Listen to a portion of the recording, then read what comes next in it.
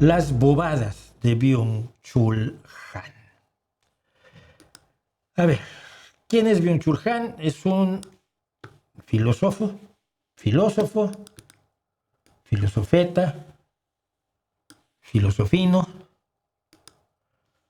filósofón surcoreano.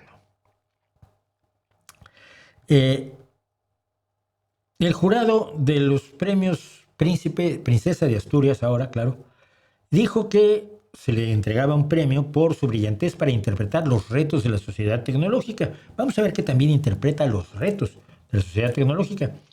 Su obra revela una capacidad extraordinaria para comunicar de forma precisa y directa nuevas ideas en las que se recogen tradiciones filosóficas de Oriente y Occidente. A mí lo de las tradiciones filosóficas ya saben que puede tenerme sin cuidado, pero lo de nuevas ideas me parece maravilloso, así que vengan. El análisis de Han resulta sumamente fértil y proporciona explicaciones sobre sobre cuestiones como la deshumanización, la digitalización y el aislamiento de las personas. Su mirada intercultural arroja luz sobre fenómenos complejos del mundo contemporáneo y ha encontrado un amplio eco entre público de diversas generaciones, que es una forma de decir que es como Claudio Coelho, pero para gente un poco más sofisticada. Es el de arriba a la izquierda. Como ustedes ven, pues es guapín, usa la coletina. Me recuerda muchísimo a Toshiro Mifune, que no era coreano, cierto, pero que fue el primer oriental que pudo encontrar un sexy en Occidente, por lo menos gracias al cine. El actor fetiche de uno de los mejores directores del mundo, Akira Kurosawa. Entonces, yo soy un fan de Akira Kurosawa a muerte. Entonces, Byung-Chul Han es como Claudio Coelho, porque él hace libros para la gente. Entonces son un poco, a mí siempre me dieron la impresión de ser un poco de onda entre coaching y self-help y lloriqueo sobre la realidad, pero muy infantil o muy de niños, ¿no? Entonces vamos a ver, yo hice un pequeño recorrido, voy a tratar de no detenerme demasiado en ello, sobre lo que dijo. Bueno, él dijo que era como Sócrates. Él, como Sócrates, dijo que él su visión era agitar a los atenienses, criticarlos, irritarlos y recriminarlos, pues que él era también. Él asumía esto. Por supuesto, hay miles de filósofos que han dicho que los filósofos deben hacer otra cosa, pero él elige este porque mola, y sobre todo mola más si vas a hablar en España. Porque si empiezas a citar filósofos japoneses o coreanos, no pega tanto como si citas a Sócrates, que tiene cartel. Bueno, yo soy filósofo, dice. Me encantaría saber qué quiere decir eso. Si alguien puede definirme qué calcetines quiere decir yo soy filósofo, se lo voy a agradecer. Y he interiorizado esta definición socrática de la filosofía. Mis textos de crítica social han causado irritación. Yo no lo he visto, pero igual sí. Y han desadormecido a muchas personas. O sea, el señor se tiene en una alta concepción. Pero no me voy a meter por ahí. La tesis que yo amonesta a la sociedad con una tesis que es irritante. La limitada libertad individual que nos propone el neoliberalismo no es más que una ilusión. La ilimitada libertad individual que nos propone el neoliberalismo no es más que una ilusión. Bueno, es interesante porque el neoliberalismo es una aproximación económica definida muy a grandes rasgos en El neoliberalismo y sus prospectos, el artículo de 1951 de Milton Friedman, que llevaron a la práctica y al exceso Margaret Thatcher y el señor Ronald Reagan. ¿Qué quiere decir neoliberalismo? Lo hemos explicado aquí en muchas ocasiones. Fundamentalmente es la retirada máxima posible del Estado de las cuestiones de la economía para permitir que entren en acción las mágicas, dogmáticas y muchas veces imaginarias fuerzas del Estado, como la que tenemos nosotros allí, que es la mano invisible del mercado, que se pone visible para este canal, porque si no ustedes no la verían. Bien, pues entonces el neoliberalismo no nos propone una libertad ilimitada. No veo en qué sentido la idea de privatizar la mayor cantidad posible de las empresas del Estado, retirar al Estado de la regulación, del empleo, de los sindicatos, de un montón de cosas, tenga que ver con la libertad ilimitada. La libertad ilimitada del dueño de las cosas quizás sí, pero para la ciudadanía ni lo proponen ni les importa. Ni está presente el ciudadano común y corriente, el usted y yo que andamos por la calle persiguiendo el muslo de pollo que nos vamos a comer mañana. No les, los neoliberales les tenemos sin cuidado. Entonces, ya de entrada me extraña muchísimo esta idea. Aunque hoy creamos ser más libre que nunca, la realidad es que vivimos un régimen despótico neoliberal que explota la libertad. Si la libertad es una ilusión, no puede explotar. Pero el régimen neoliberal, primero que nada, no vivimos en un régimen neoliberal. Por lo menos en la mayoría de los países vivimos en regímenes donde el Estado juega un papel importante dentro de la economía y tiene una función, sobre todo en términos de salud, de educación, de control del tráfico y un montón de cosas, ¿no? Creemos ser más libres que nunca. Yo creo que podemos demostrar que la gran mayoría de los seres humanos son más libres que antes. No sé si que nunca, pero que antes, que a principios del siglo XIX, por ejemplo, absolutamente.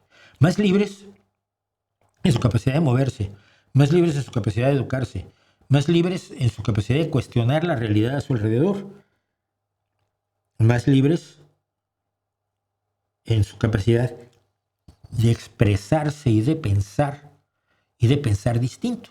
Porque en las épocas anteriores pensar te podía costar la cabeza.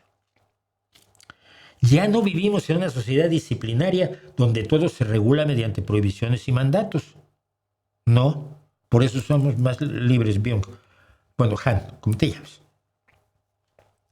Sino en una sociedad del rendimiento que supuestamente es libre, no lo sé.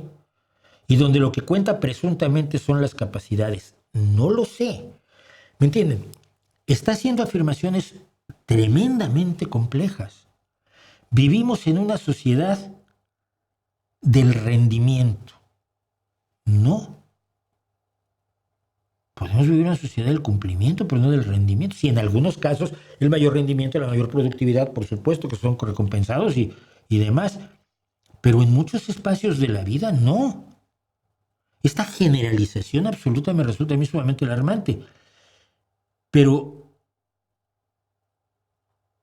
lo que cuenta son las capacidades. ¿Es cierto esto? ¿Es cierto que lo que cuenta son las capacidades? Presuntamente. Y si presuntamente es cierto, ¿qué es la realidad? Esto se puede estudiar sociológicamente, no tiene ningún problema, ¿eh? Se me pueden ocurrir varios experimentos rápidamente para determinar hasta dónde el rendimiento, el mejor rendimiento es siempre mejor que la repetición constante de la misma acción. La sensación de libertad que generan esas capacidades ilimitadas, no tenemos capacidades ilimitadas, todos tenemos capacidades limitadas. Es solo provisional y pronto se convierte en una opresión. La sensación de libertad se convierte en una opresión. Podemos hacer un estudio, nuevamente, podemos decirle a la gente, usted se siente libre. Bueno, sí, mire, yo me sentía libre hasta el martes, pero el miércoles ya era una opresión esto. No tienes una idea. Así, mira, como si me estuvieran haciendo presión con un torno en la cabeza. Una opresión que es más coercitiva que el imperativo del deber. O sea, usted hace las cosas ya porque tiene el torno en la cabeza y no porque considera que debe hacerlas. Sí. Ah, bueno, vamos a hacer una encuesta y ver si es cierto esto o no. Uno se imagina que es libre, pero en realidad lo que hace es explotarse a sí mismo voluntariamente. ¿Cómo se define explotarse a sí mismo voluntariamente? Porque mira, involuntariamente cuando te explotan es cuando te sacan beneficios más allá de lo razonable, quitándotelos a ti. Cuando tú te explotas voluntariamente, te sacas beneficios que no te das a ti. Explotarse voluntariamente y con entusiasmo hasta colapsar. Oiga, señor, ¿usted cada cuándo colapsa? Colapsa seguido, colapsa los martes, colapsa de noche o tiende usted a colapsar más cuando el Barça le gana al Madrid. Ese colapso se llama burnout. No, se llama agotamiento, pero no lo sufrimos todos. No es una visión general, es la visión probablemente del tipo de oficinista de derecha que lea Dilbert. Pero no es generalizable a todos los seres humanos. Somos como aquel esclavo que le arrebata el látigo a su amo y se azota a sí mismo. La imagen es bien literaria, la imagen es bien bonita, la imagen es bien sugerente, la imagen no tiene ningún sentido. No nos está revelando nada sobre nosotros mismos. La autoexplotación es mucho más eficaz que ser explotado por otros. Nada de lo que ha dicho tiene sentido y mucho de lo que ha afirmado no es válido a menos que tenga sustento en un estudio real sobre la psicología y la sociología de la gente, que es lo que los filósofos nunca hacen. Para eso requieren a los científicos. Y luego dicen que los científicos no saben lo que hacen, por supuesto, pero que ellos son los que controlan lo que hace la ciencia. Le dan su dirección a la ciencia. También he señalado en varias ocasiones los riesgos de la digitalización.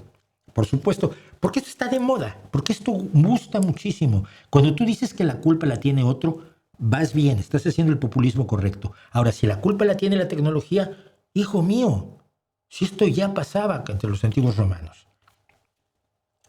No es que esté en contra de los smartphones ni de la digitalización. No, papá, porque vives de eso.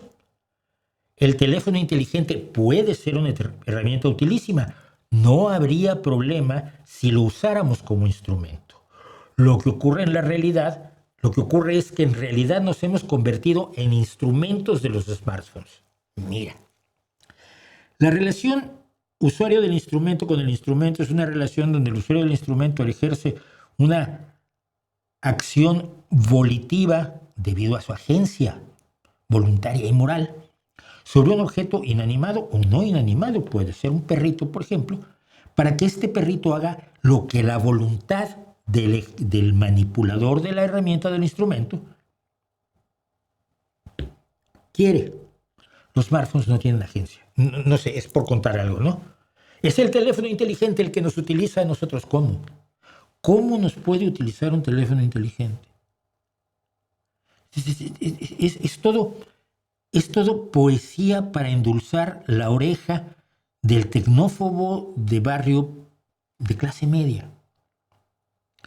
Lo suficientemente informado como para tener una idea de cómo está el mundo y lo bastante desinformado para no tener una idea de cómo funciona eso que está en el mundo. No es que el smartphone sea nuestro producto, sino que nosotros somos productos suyos. Y yo me imagino dos smartphonecitos haciendo plin, plin, plin, plin, plin, plin, plin, plin, sale un niño. Ok, estoy siendo totalmente ridículo, lo sé. Pero ¿cómo se puede tomar esto en serio? ¿Cómo se puede considerar que esto merece uno de los más importantes premios intelectuales del puto planeta? Es papilla intelectual de cantante de protesta desinformado, rodeado de los que cantan Kumbaya y que se lo creen porque pues, es mono y es filósofo, y lo que dice suena emocionante, aunque no tenga ningún sustento en la realidad. Las redes sociales también podrían haber sido un medio para el amor y la amistad, y lo son. ¿Tú sabes la cantidad de parejas que en Estados Unidos se hacen a través de las redes? No creo que lo sepa. Pero lo que predomina en ellas es el odio, los bulos y la agresividad. No. De hecho, ha tenido que haber un intento directo por parte del dueño de una de esas redes sociales, una decisión voluntaria de hacerlo de llenarlo de odio, porque era demasiado buena ondita Twitter para ojos de gente como Elon Musk. No nos socializan, sino que nos aíslan. Me están viendo en este momento, a ver, por favor. 236 personas. Solo a 158 les gustó. No sean malos. Y a uno no le gustó. Bueno, ese ya sabes. No estamos socializando. Estamos aislados, agresivos y sin empatía.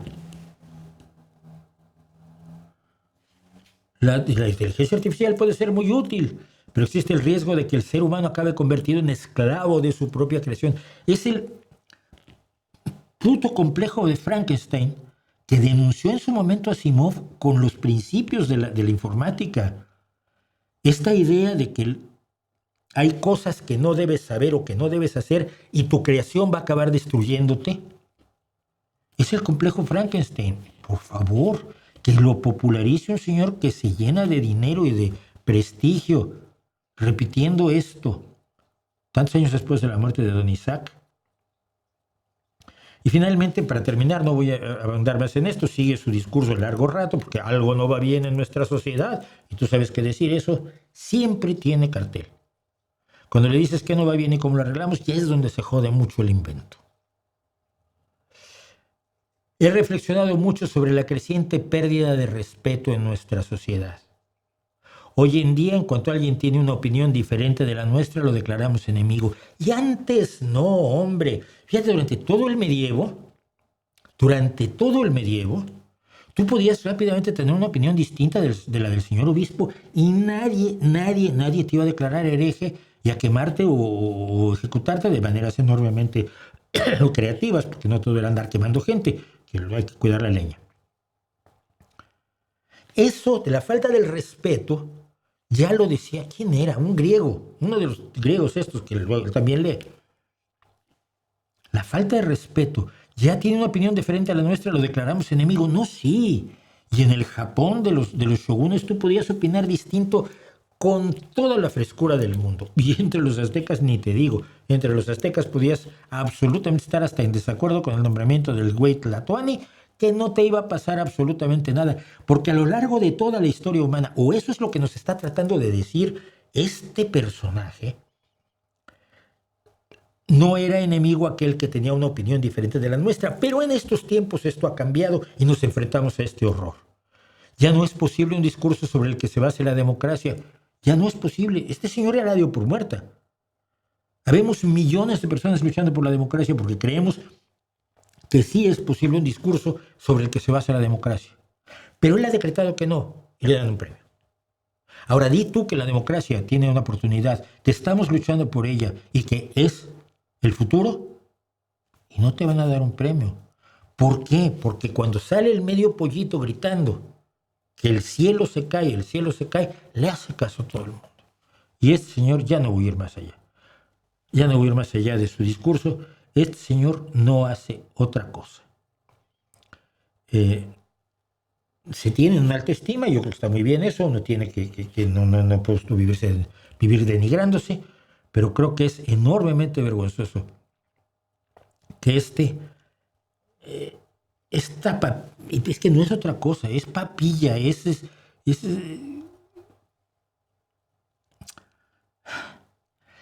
una especie de mousse de chocolate donde hay más aire que chocolate.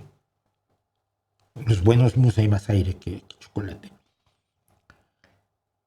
Para gustos de gente que él ya sabe lo que piensa y lo único que hace es repetirlo de una manera atractiva. Y por eso me parece cada vez más un simple y sencillo Claudio Coelho con ínfulas y, bueno, eso sí, increíblemente más guapo.